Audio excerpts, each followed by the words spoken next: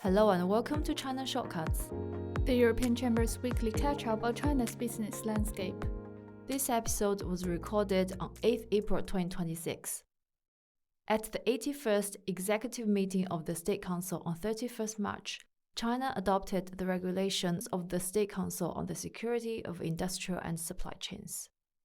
Through this regulation, the State Council intends to establish a framework to safeguard China's industrial and supply chains from security threats, while simultaneously enhancing their resilience. Multiple State Council departments will share responsibility at the national level to achieve several key priorities. Departments are tasked with developing an early warning and emergency response system that will monitor fundamental risks.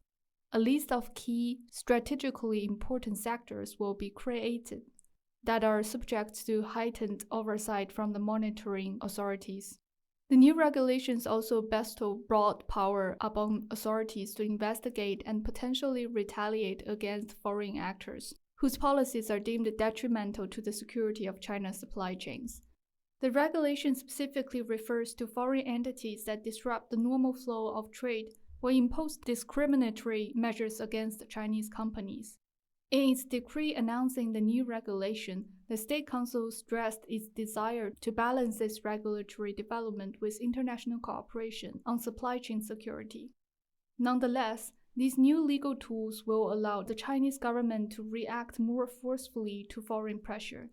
This dovetails with the priorities outlined in China's 15th Five-Year Plan, which puts an emphasis on strengthening supply chains and the resilience of China's economy against foreign disruption. Following a visit by EU lawmakers on 31st March, China issued guidance for its e-commerce sector, aimed at aligning the sector's development with international concerns around product safety and trade imbalances. During their visits, EU lawmakers, who represented the EU Parliament's Internal Market Committee, brought up instances of dangerous and non-compliant imports through Chinese e-commerce platforms. Several Chinese e-commerce platforms are currently under investigation for violations of product standards. The newly released guidance emphasizes the need to establish a balance between promotion and regulation of the booming e-commerce sector. It calls for cross-border pilot zones to be established in which new rules and standards would be implemented while promoting overseas expansion. This move could be a constructive step towards easing some of the concerns raised by EU lawmakers and member states. While investigations into Chinese e-commerce companies are still underway, continued progress in establishing effective regulation can help ease disputes over dangerous imports. The EU and China will be launching a joint space mission in late April, following almost a decade of collaboration and preparatory work. The mission entails the launch of a satellite called SMILE that will study the Earth's magnetic field, which protects the planet from solar radiation. The goal of the project is to better predict geomagnetic storms, which can damage communication systems and satellites.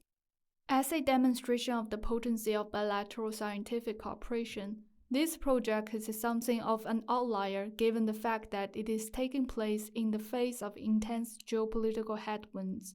The collaboration was launched in 2016 amid improving relations between the EU and China, and has since managed to stay on course, despite intermittent periods of spiraling tensions.